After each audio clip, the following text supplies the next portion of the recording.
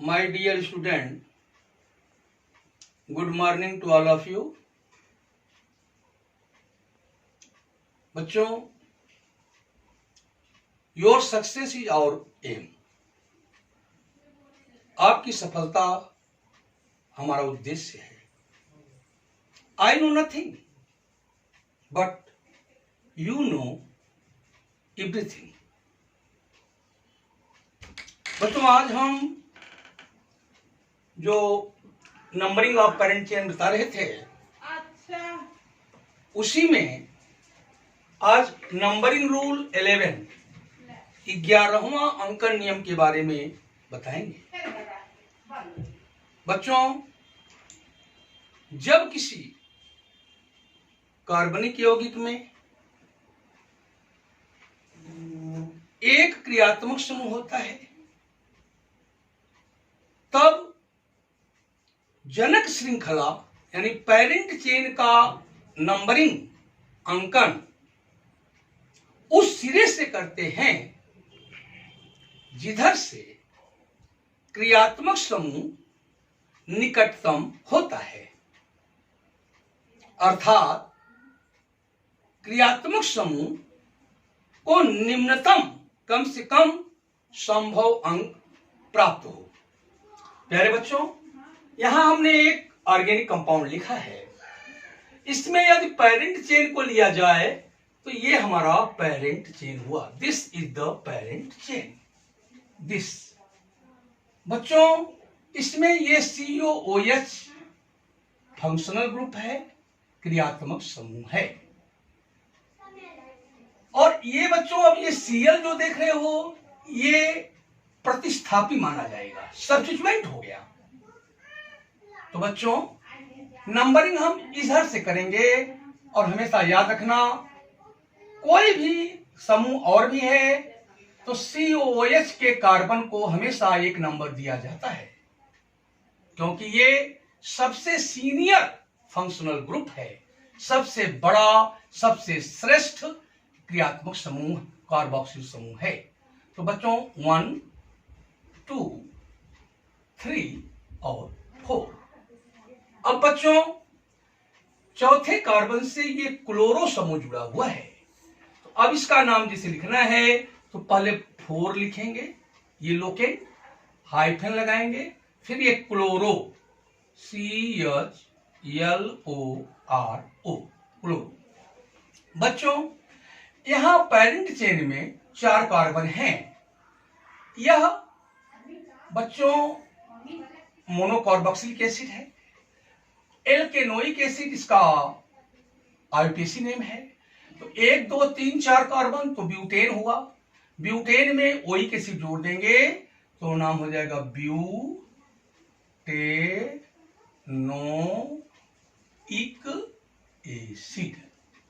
अब बच्चों, यहां एक मन में आपकी बात आ रही होगी कि ये लोकेंट नहीं लिखा गया, तो इसका लोकेंट कभी नहीं लिखा जाएगा. यदि ये क्रियात्मक समूह के रूप में है तो ये इसको हमेशा एक नंबर ही दिया जाता है. तो हम ऐसा नहीं लिखेंगे कि ब्यूटेन 1 ओइक एसिड नहीं लिखेंगे. ये अंडरस्टूड होता है, क्योंकि इसको तो एक ही नंबर मिलता है. तो प्यारे बच्चों, इसका नाम क्या हो गया? 4 क्लोरो. और मीथ ईथ प्रोप ब्यूट, ब्यूटेन में ओइक एसिड जुड़ गया, ब्यूटेनोइक एसिड. बच्चों, ये इसका IUPAC नाम है. प्यारे बच्चों, IUPAC सिस्टम ऑफ नॉमेनक्लेचर में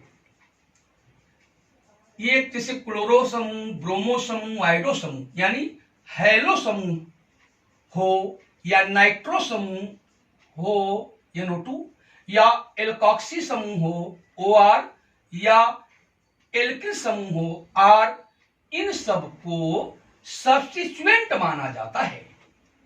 सब्स्टिट्यूएंट का मतलब प्रतिस्थापी माना जाता है. X के स्थान पर Cl, Br, I हो सकता है. तो ये क्लोरो, ब्रोमो, आइडो. अब आइए बच्चों, मैं नंबरिंग रूल 12वां अंकन नियम मैं बताने जा रहा हूं. बच्चों, यदि हमारे कार्बनिक यौगिक के संरचना सूत्र में दो भिन्न भिन्न प्रकार के या दो से अधिक भिन्न भिन्न प्रकार के क्रियात्मक समूह हैं। ऐसी स्थिति में हम पहले प्रधान क्रियात्मक समूह का चयन करेंगे। कौन इसमें से प्रधान है, प्रमुख है, मेन फंक्शनल ग्रुप कौन है। बच्चों, इसका पता लगाने के लिए हमको एक वरीयता सारणी बनाई गई है, सीनियरिटी टेबल बनाया गया है। जैसे हम यहाँ पे सीनियरिटी टेबल बना रहे हैं, ध्यान से देखें। सबसे ऊपर COOH है, सबसे ऊपर है। इसके नीचे SO3H है, इसके नीचे COOR है, ईस्टर समूह। इसके नीचे COX एसिड हैलाइड, इसके नीचे CONH2 एसिड एमाइड, इसके नीचे CN, इसके नीचे CHO, इसके नीचे CO, इसके नीचे OH, इसके नीचे SH, इसके नीचे NH2, इसके नीचे C डबल बॉन्ड C, इसके नीचे C ट्रिपल बॉन्ड C। बच्चों, ये हमारी सीनियरिटी टेबल है। अब इसमें हमेशा याद रखना है ये सबसे सीनियर है, इससे ये लोग नीचे वाले जो जितने ऊपर है वो उतने सीनियर होता है। यदि बच्चों किसी यौगिक में मान लो COOH भी है और मान लीजिए CHO भी है, तो इसको सीनियर मानेंगे और इसको प्रधान क्रियात्मक समूह मानेंगे, और तब इस CHO को प्रतिस्थापी मान लिया जाएगा, सब्स्टिट्यूएंट मान लिया जाएगा। बच्चों, यदि हमारे कार्बनिक यौगिक में CHO भी है, CO भी है, तो हम CHO को प्रधान क्रियात्मक समूह मानेंगे और CO को बच्चों क्या मान लेंगे, सब्स्टिट्यूएंट। प्यारे बच्चों, अब देखो, जैसे मान लो हम यही कंपाउंड में यहाँ पे मान लो Cl है, मान लो यहाँ पे OH है, और मान लो यहाँ पे NO2 है, NO2, या मान लीजिए दूसरा ले लें, इसे ले लें CN। चलिए CN ले लिया, और यहाँ पे COOH है। बच्चों, यहाँ पे हमारी जो जनक श्रृंखला है, पेरेंट चेन, यही होगी पेरेंट चेन। अब इसमें बच्चों CN भी क्रियात्मक समूह देख रहे हैं, ये है। OH भी क्रियात्मक समूह, ये है। और COOH क्रियात्मक समूह सबसे ऊपर है। तो हम इसी को प्रधान क्रियात्मक समूह मानेंगे।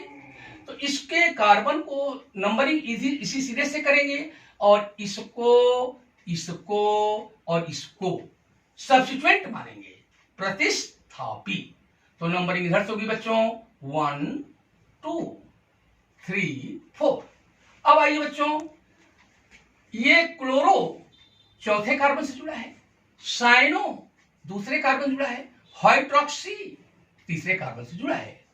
क्लोरो का स्पेलिंग है CHLORO, cyano CYANO, hydroxy HYDROXY। प्यारे बच्चों, अंग्रेजी वर्णमाला के क्रम के अनुसार देखा जाए तो ये भी आ सकता है, ये भी CC है, लेकिन अब जब ये बराबर हैं तो इसके बाद वाला अक्षर देखेंगे, H पहले आएगा कि Y, तो बच्चों H पहले आएगा। इसलिए सबसे पहले हम क्लोरो लिखेंगे, उसके बाद साइनो वाला लिखेंगे, उसके बाद हाइड्रोक्सी लिखेंगे, लेकिन लोकेंट के साथ।